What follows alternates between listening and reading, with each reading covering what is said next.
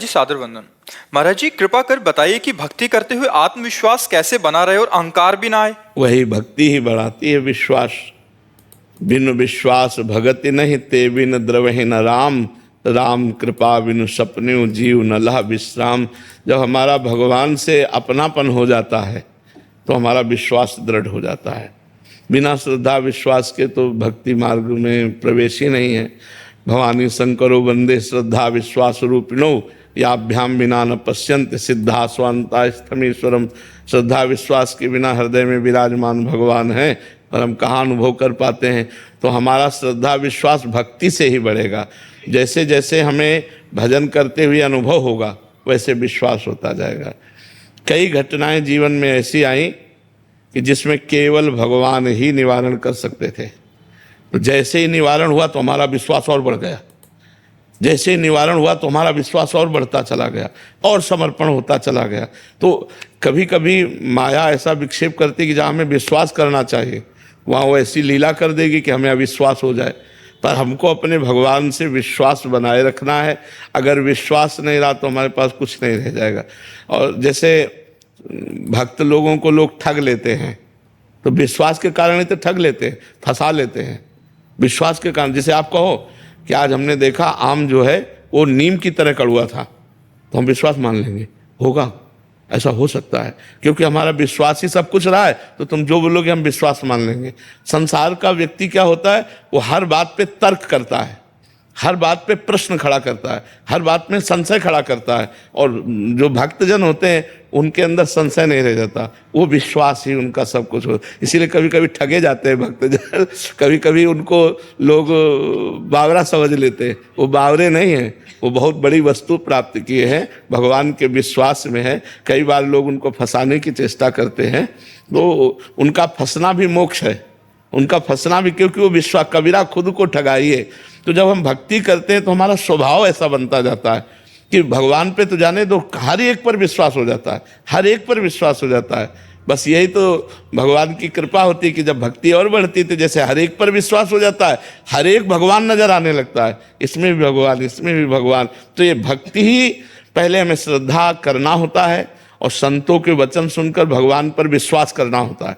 फिर विश्वास दृढ़ हो जाता है और जहाँ दृढ़ विश्वास हुआ तहाँ भक्ति महारानी का प्रभाव प्रकाशित हो गया, हृदय आनंद से भर जाता है। पर विश्वास भगवान से ये प्रार्थना करे कि चाहे जितना कष्ट देना विश्वास न टूटने पावे। एक बार किसी बात पे हम बहुत चिंतित थे तो एक पागल एक छड़ी लिए था और ऐसे घुमा रहा था और हमारे सामने आया, ऐसे गा रहा था, ऐसी शक्ति हमें दे न दाता मन का विश्वास कर। हमारी तरफ देखा, मुस्कुराया, चल दिया। हम उसको पंचांग प्रणाम किए थे कि प्रभु इस रूप में आकर के हमको उपदेश दे रहे, ऐसी शक्ति हमें दे लदाता मन का विश्वास कमजोर होना। तो हमें बहुत अच्छा लगा कि भगवान इस रूप में आके हमें उपदेश दे रहे कि संशय मत करो, मेरे पर विश्वास करो। तो भगवान से प्रार्थना करनी चाहिए कि आप ऐसी कोई लीला मत कर देना महाराज जिससे हमारे विश्वास में कमी हो जाए, हमारा विश्वास बढ़ता रहे। विश्वास बढ़ गया तो जीत गए और विश्वास चला गया तो फिर निराशा हो जाती है। जैसे हमारी कोई ऐसी बात है जो केवल भगवान से बननी है, कोई बना ही नहीं सकता। ऐसी कई बातें होती हैं जिनको हम किसी से कहें तो उपहास के पात्र बनेंगे और वो केवल भगवान ही जानते हैं। और वो बात बन गई तो आपका विश्वास एकदम पहाड़ जैसा बन गया। और अगर वो बात रद्द हो गई तो लगा यार भगवान से भी प्रार्थना किया, कोई नहीं सुनता, कोई नहीं सुनता। वो भगवान के प्रति अविश्वास होने लगता है।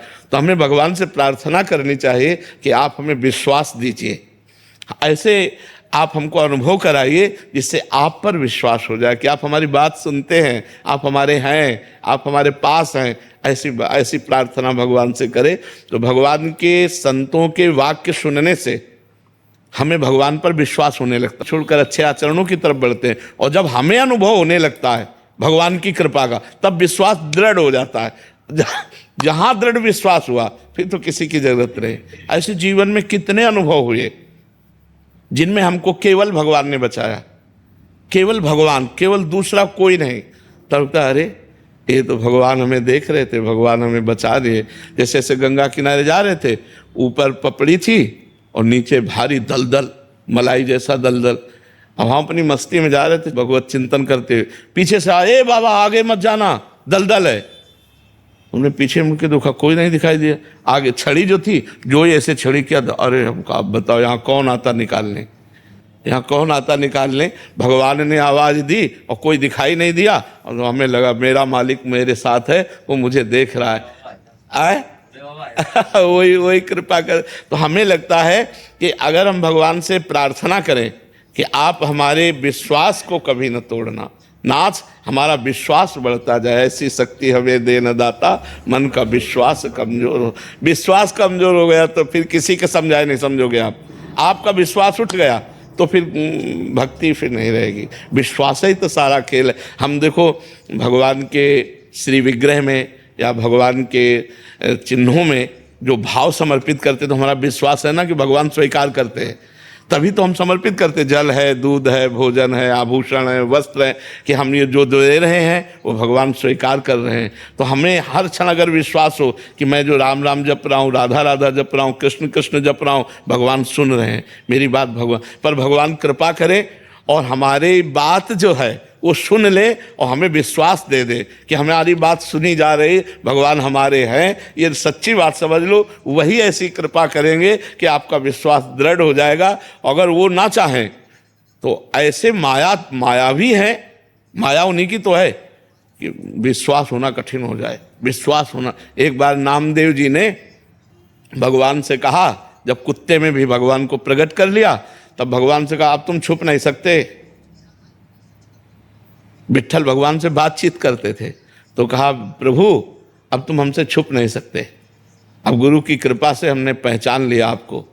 भगवान ने कहा सही। उन्होंने कहा हाँ अब तुम छुप नहीं सकते। अब मंदिर में बैठ के भजन करने लगे, तो भीड़ थी, मन में आया मंदिर के पीछे जाएं। तो मंदिर के पीछे गए तो 10-20 लड़के आके गुल्ली डंडा खेलने लगे, हो हल्ला मचा। तो उन्होंने सोचा नदी के किनारे जाएं। नदी के किनारे गए तो वहाँ बैठ के भजन ही कर रहे थे। इतने में जो है कोल की रात रूप जंगली वो अपने वहाँ तंबू लगाने लगे और शोरगुल मच गया। तो इन्होंने जाके कहा ए शोरगुल क्यों मचाते हो? अरे बोले दिन भर के भूखे थे, अच्छा मिला काट करके इसी को खा जाते हैं। और गड़ासा लेकर के पति पत्नी दोनों दौड़े और वो भागे कांच समेट करके अपनी, और भागते भागते विट्ठल भगवान के मंदिर में आए। ऐसे भगवान ने कहा क्या हो गया? अरे बोले पता नहीं कौन कसाई था, वो कह रहे थे काट के खा जे। बोले अभी तो थे। बोले पहचान पाए? जब तुम मंदिर के पीछे गए तो लड़कों को साथ लेके अभी गए, पहचान पाए कि मेरे भगवान खेल रहे हैं। और जब तुम नदी किनारे गए तो हम और रुक्मिणी जी थी, और कौन था? बोले प्रभु आप पहचानना चाहो तो आपको पहचान ले, लेकिन आप ना पहचानना चाहो तो ऐसे रूप है कि पहचाना नहीं जा सकता कि भगवान है। ऐसे रूप। कई कथाएं ऐसी महापुरुषों के जीवन में आती हैं। एक संत भगवान थे, बड़े सिद्ध महापुरुष थे। तो वो काशी से गंगा नहा के चले, तो एक ऐसे कुष्ठ मक्खियाँ भिनभिना रही ऐसा रूप रख के, और बगल दूर दूर दूर। तो कहा किससे? कौन दूर? कहाँ दूर? कैसे दूर? कौन दूर? किससे दूर? कहाँ दूर? बस चरणों में गिर गए तो देखा भगवान विश्वनाथ जी। कौन दूर? कहाँ दूर? कैसे दूर? किससे दूर? वही आत्मा, वही परमात्मा, सब किससे दूर? कौन दूर? कहाँ दूर? तो उनके ऐसे रूप है कि हम कहो धक्का लगा दे, हम कहो उनको बाहर कर दे। वो चाहें तो हम पहचान सकते हैं, वो ना चाहें तो हम पहचान नहीं सकते। वो चाहें तो हमारा विश्वास दृढ़ हो, अगर वो ना चाहें तो हम विश्वास कर ही नहीं सकते। ऐसे लीलाधारी है, ऐसे मायावी है, पूछो मत। इसलिए भगवान की शरण में होकर महाराज आप ही कृपा करो, तब हमारी भक्ति पुष्ट हो, तब हमारा विश्वास पुष्ट हो। महाराज जी भगवदाकार वृत्ति होने से सुख दुख का प्रभाव नहीं होता, ऐसा आपके सत्संग में सुना है। महाराज जी भगवदाकार वृत्ति कैसे हो, कृपया रास्ता बताएं। हाँ, जब हम खूब भजन करते हैं ना, तो हमारी वृत्ति जब बार बार प्रभु में लगती, बार बार प्रभु में लगती, तो प्रभु आनंद सिंधु है, तुम्हारे हृदय में आनंद आ। और जहाँ एक बार आनंद आया तो आनंद के लोभ से मन प्रभु में एकदम स्थिर होने लगता है, प्रभु में लगने लगता है। वैसे इसका स्वभाव आनंद की खोज संसार में करने की है, पर अगर कहीं भजन के बल से प्रभु में आनंद का अनुभव कर ले तो फिर भगवदाकार वृत्ति होने लगती है। जब हम बार बार अव्यावृत भजनात्, बार बार आवृत्ति भजन की कर रहे राधा राधा राधा राधा, तो तो हम जो सोचते हैं वो वही सोच पाते हैं जो सुनते हैं, जो बोलते हैं, जो देखते हैं। हमारी सोच वही होती है जो हम सुनते हैं, जो देखते हैं, जो बोलते हैं। तो हम बार बार नाम को ही देखें, नाम को ही सुने, नाम को ही बोलें, तो हमारी भगवदाकार वृत्ति हो जाएगी। अब बराबर नाम में मन नहीं लगता, इसलिए थोड़ी देर कथा सुन लेते हैं, थोड़ी देर सत्संग सुन लेते हैं, थोड़ी देर सेवा कर लेते हैं, थोड़ी देर व्यवहार भी कर लेते हैं, भगवत भाव से नाम जप कर लेते हैं। तो ये सब जो अभ्यास है साधन का, ये वही भगवदाकार वृत्ति करता है कठिन, मुश्किल नहीं है। यदि हम बार बार प्रयास करते रहें नाम जप करने का, तो देखो पहले से अब देख लो अंतर है ना, तो अब से आगे अंतर पड़ जाएगा यदि अभ्यास आपका चलता रहा। समस्या में अभ्यास टूटने लगता है।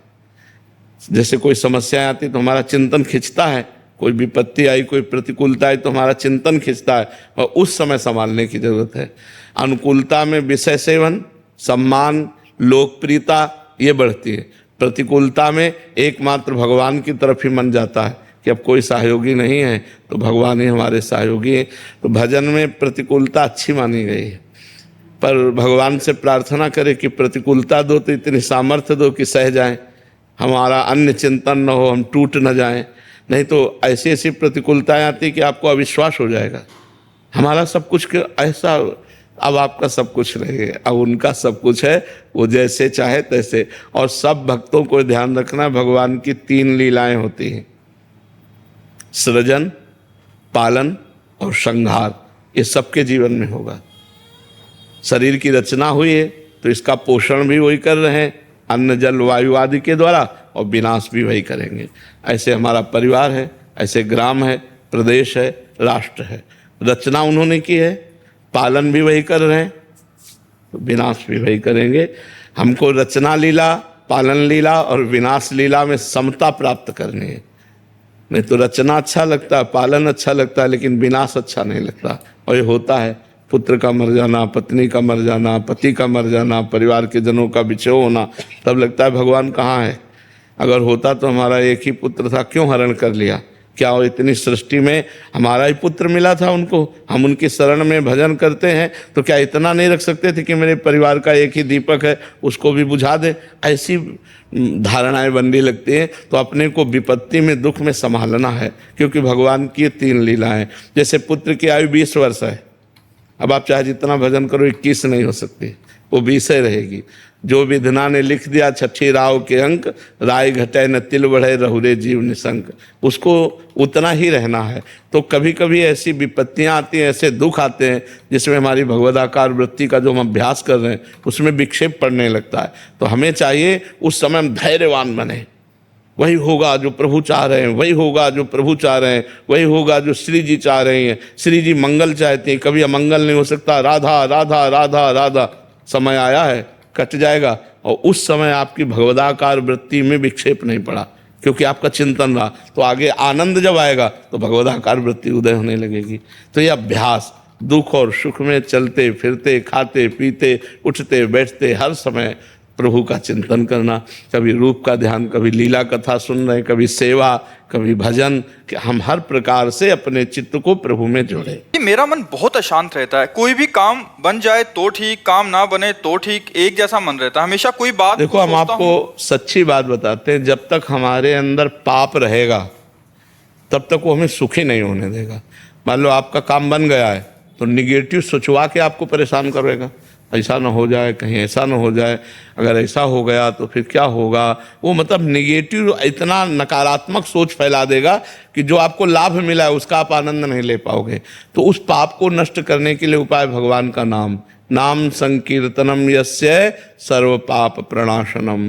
भगवान का नाम समस्त पापों को नष्ट कर देता है। तो आजकल काउंटर चला है, काउंटर लो और राधा राधा, राम राम, कृष्ण हरि, जो नाम प्रिय हो खूब जपो, देखो आनंद आने लगेगा। पाप नष्ट होते ही सकारात्मक सोच होने लगेगी। अगर सकारात्मक सोच हो, पॉजिटिव हो, तो विपत्ति में भी हम आनंद से निपट सकते हैं। और अगर निगेटिव, नकारात्मक सोच हो तो हम संपत्ति होते हुए भी परेशान हो सकते हैं। बड़ी मन समस्याएं पैदा कर देता है, कहीं ऐसा हो गया तो। होना नहीं है, अब वो सोच सोच के परेशान हो रहा है। अगर यही सोच हम नाम में लगा दें, यार जो होना होगा सो होगा, देखा जाएगा, राधा राधा राधा, और मस्त पॉजिटिव चिंतन तो आनंद आ जाएगा। नमक रोटी खा के भी आनंद रहेगा और पंखा में भी आनंद रहेगा, और अगर निगेटिव चिंतन है तो एसी में भी बैठ के जलोगे, रबड़ी खा के भी असंतुष्ट रहोगे। इसलिए नाम जप करो जो अंदर के सिस्टम को सुधार दे। अंदर के सिस्टम की बाहरी दवा नहीं है, अंदर के सिस्टम की भगवान के नाम की दवा है। जासु नाम भव भेषज, भेषज माने औषधि, जासु नाम भव भेषज हरन घोर त्रिशूल। जिनका नाम दैहिक दैविक भौतिक तीनों तापों को नष्ट करने वाला, सब पापों को नष्ट करने वाला और आवागमन के चक्र को रोक देने वाला, उन भगवान का नाम जप करो, खूब नाम जप करो।